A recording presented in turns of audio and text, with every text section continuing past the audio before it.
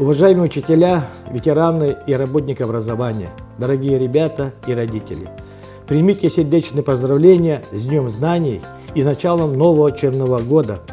В этот замечательный день, первый день осени, все образовательные учреждения нашего района вновь открывают свои двери для наших тысяч учеников и студентов.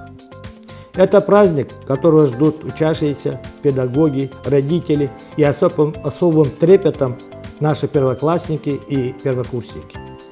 Этот учебный год для всех будет необычным, но из этой ситуации мы должны извлечь только лучшее.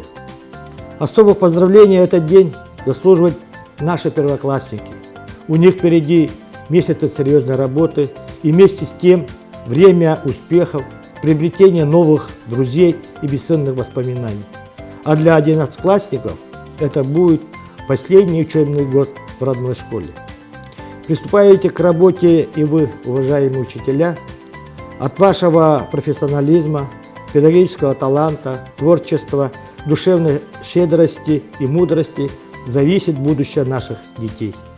В нашем районе проводится значительная работа для того, чтобы вывести систему общего образования на качественный новый уровень. От вас, дорогие школьники, кто сегодня сидит за школьными партами и студенческих аудиториях, зависит будущее нашего Нюрбинского района.